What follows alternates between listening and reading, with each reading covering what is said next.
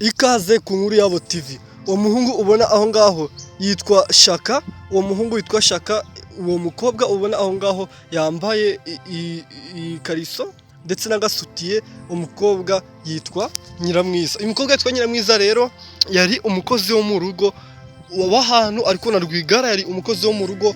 Ubwo Rwigara yaje kuba amufata ku ngufu, noneho ahita amuniga kugeza amukuyemo umwuka. Uyu muhungu witwa Rwigara yafashe uyu mukobwa aragenda aramuniga kugeza amukuyemo umwuka. Byagenze bite? Kora like, share na subscribe kugira ngo dukomeze. Uyu muhungu ubundi ni umukozi wo mu rugo w'ahantu mu gipangu kimwe, ngo ahantu ngo mubakire, ngo mu gipangu kimwe. Uyu muhungu yakundaga gufata ahantu yakoraga, bari bafite abana bagera muri batatu. None ubwo abana batatu ariko bose uko babiri muri bo bari abana nyine bakuru bijyanaga ku ishuri, ariko uyu muhungu nyine harimo akana gatoya yajyanaga ku ishuri. Akana gato gafite nk'imyaka igera muri 7 yaragafataga akakajyana ku ishuri. Ubwo niko kari akazi ke. Uyu mukobwa ubwo witwa Nyamwiza we akazi ke kabaga ari ako guteka. Uyu muhungu rero agakora ibintu bimeze nk'ubuzamu, akaba ari kuri gate, ariwe uri gufungurira abantu, ndetse ari nawe nyine uri gukurikirana ibintu bijyanye n'umutekano, ariko bitakuragaho yuko yanabafashaga utuntu tujyanye no guteka mu gihe babaga bakeneye nyine ibintu ko bikorwa n'abantu babiri. Ubwo uyu muhungu ariko yakundaga kujyana aka kana, ariko mu kujyana aka kana noneho kakaza hari ukuntu kari kugenda, ndetse uyu mukobwa bari kukoza akakavuga ko imyanya y'ibanga yako iri kukarya. Ubwo uyu mukobwa ntabitindeho cyane, akavuga ati ubwo ni uburwayi busanzwe, ariko namenye yuko uyu muhungu ajya afata aka kana ku ngufu, ndetse namenye yuko uyu muhungu abesha ko ajyanye aka kana ku ishuri, akakajyana akakifatira ku ngufu, akakajyana ku ishuri amaze kugafata ku ngufu. Uyu mukobwa ubwo waciyemo iminsi myinshi, ariko akajya yoza akana, yakoza akana akumva akabona kari kubabara, ndetse akabona hari nuko nasiga akambika imyenda nyine atari amakanzu, akabona hari ukuntu kari kugenda, ndetse akabona hari ukuntu nyine akana kameze nabi cyane, ariko agatinya kubivuga. Natinye kubivuga akavuga ati wenda mabuja bambaza impamvu nasanzwe nita ku mwana, impamvu mbivuze byararenze urugero. Ubwo uyu mukobwa nyine agakomeza gutegereza, azi ngo hari igihe kizagera bikikiza, ariko namenye ko ubitera ari wa muhungu witwa Rwigema. Uwo muhungu n'izina rye bamuhimbaga, nubwo ryari Rwigema, bamuhimbaga izina rizwi nka Rwigema. Uwo muhungu batazi ko ari we ubikora, ariko nyine ubwo uyu mumabuja nawe akabikeka, akabona umwana we yarahindutse. Ariko bari ababyeyi nyine bafite amafaranga, babyukaga bajya mu mamodoka yabo, bajya mu kazi, ntago babaga bashaka kumenya iby'umwana wabo, ndetse ntago babaga babyitayeho, nta nubwo bitaga ku by'umwana, ntago bamenyaga umwana wabo ameze ute. Uretse uwo mukozi wari warafashe inshingano zo kuba umubyeyi w'uwo mwana, nyine ari umukozi ariko akanamukunda ku buryo nyine yamwitagaho, yarangiza kumwitaho nyine akamenya inshingano ze zose, ndetse akamenya niba yakoze homework, akamenya niba yakoze buri kimwe cyose. Ubwo uyu muhungu nyine nk'uko nari nabivuze yafataga uyu muhungu ubundi yashakaga gukundana n'uyu mukobwa, ariko uyu mukobwa w'umukozi akanga gukundana n'uyu muhungu w'umukozi, kuko yaravugaga ati ngenzi icyanzanye kandi nzi abona asize mu rugo, ndetse nkeneye kubafasha. Rero ahangaha nje mu bintu by'inkondo, nshobora kuba nakuramo inda, ugasanga nyine ubwo ibyanjye birarangiye, inshingano mfite zo gutunga mu rugo zikaba zirahagaze. Ubwo uyu mukobwa yarakomeje aba aho ngaho, ariko nyine adafite umutekano, kuko uyu muhungu hari ukuntu nyine uyu mukobwa yagateretseho nyine n'ibiryo, uyu muhungu akahita abiterura kugira ngo uyu mukobwa naza asanga ibyo biryo nyine bitahiye, ubwo abashe kuba nyine byaba ikibazo kuri ba boss we, nibasanga atahishije bitebe ikibazo, ngo uyu mukobwa azirukanwe, kugira ngo uyu muhungu ngo ajye abona uko yiba ibintu by'aho ngaho nyine kwa boss we, ndetse uyu muhungu ajye bazazane n'umukozi, ndetse bazakundana bakajya baryamana. Ngo uyu mukobwa yabaye muri ubwo buzima nyine yihangana, ariko namenye ko nyine uko kwihangana kwe harimo n'ibyaha biba, kuko umwana bari baramushinze w'imyaka 6 yarasambanwaga n'uyu muhungu. Ubwo uyu muhungu witwa Rwigara nyine bahimbaga ku izina rizwi nka Rwigema. Ubwo uyu muhungu yaragiye afata akana, uyu mukobwa yari yogeje akana agasize muri dushe, akabwiye ko agiye kuzana isume akahita agahanagura, noneho akahita agaha wa muhungu Rwigara akakajyana ku ishuri. Ubwo uyu mukobwa amaze kukoza yahise yirukanyira mu cyumba kuko amasaha yari yamufashe, ahita ajya ahantu bita nyine mu cyumba, arangije amanura isume agiye kureba uwo mwana ngo amuhanagure ndetse amusige, ubwo uwo Rwigara abashe kuba yamujyana ku ishuri. Ubwo uyu mukobwa atungurwa no gusanga Rwigara yateruye akana ndetse yamanuye ipantaro. Ubwo Rwigara ahita avuga ngo atayitwaza, ati nta kibi naringamije. Umukobwa ubwo yahise amugeraho ahita amubaza, ahita avuga ati mana yanjye, ibyo ndi kubona ni ibiki?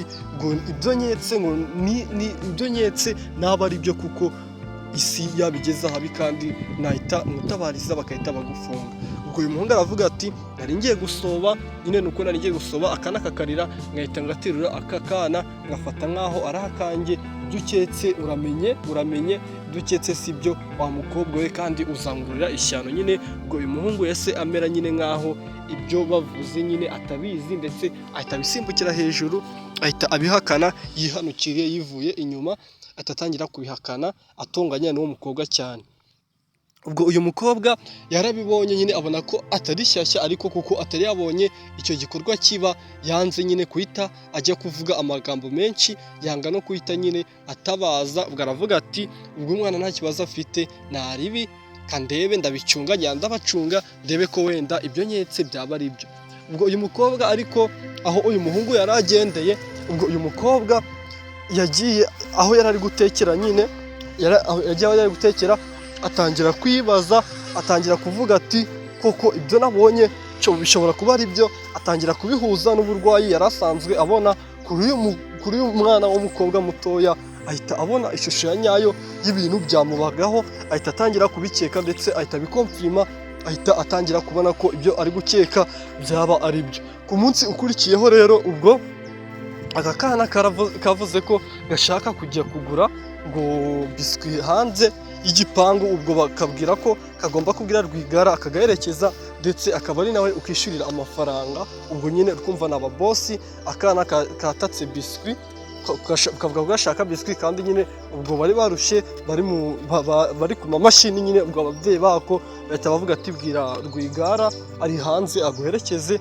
Ubwo uyu mukobwa nabwo w'umukozi aho yari ari nyine ari guhamagara ku telefone, ubwo atungurwa no kubona Rwigara asohoye aka kana, ndetse atungurwa no kubona uyu Rwigara yafashe aka kana ameze nk'uri kugasambanya nyine, ndetse akana kari kugenda kavuza induru, ariko akagenda agapfuka umunwa akakabuza kuvuga, kugira ngo batumva ayo makosa yari arimo, batumva ubwo butindigasani yari arimo.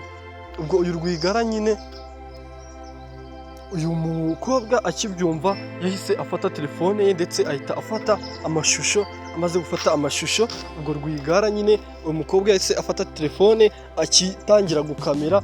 Ubwo murabizi ko kamera nyine ijyana n'itoroshi, ubwo iyo ukameye tayari itoroshi ritaryicana. Ubwo uyu mukobwa yihaye ngo gukamera, akugira ajye gutabaza ba bosi biwe, ashaka gukamera kugira ngo nyine yerekane ikimenyetso, ndetse kugira ngo ahite avugira aba bosi be dore ibyo musanzemo, ndetse Rwigara nashaka nyine guhakana bazapime umwana, ndetse azabe afite n'ikimenyetso kimugaragaza ibyo yari arimo. Ubwo nyine uyu mukobwa agikanda kuri kamera, ubwo byahise biba nuko n'itoroshi yahise igaragara nyine. Murabizi kamera noneho mu ijoro itoroshi ihita imera nk'aho yicanye nyine. Ubwo nyine Rwigara ahita abona ko uyu mukobwa yamubonye, ndetse ko ari kumufotora, ahita amusimbukira amwaka telefone ye, ngo mu kuhita ashaka kwirukanka kuri uwo mukobwa. Ubwo uyu mwana yahise agwa hasi nyine, yahise agwa hasi. Amaze kugwa hasi, ubwo uyu Rwigara yirukanka kuri uyu mukobwa w'umukozi. Umukobwa w'umukozi yiruka ameze nk'uri gutabaza, ariko nyine ntibabyumva, kuko aho bari nyine aba bosi wabo bari bibereye mu mashini nyine, ngo hari ibintu bari kuzuza. Ubwo uyu mukobwa nyine, uyu muhungu ahita amufata, aho kugira ngo amukubite cyangwa amukore n'ikindi kintu, cyangwa ahite asiba amashusho, ahubwo nawe igikorwa yari ari gukora ese akimukomerezaho, ahita amufata nawe atangira kugenda amusambanya, aramuzirika atangira kumusambanya.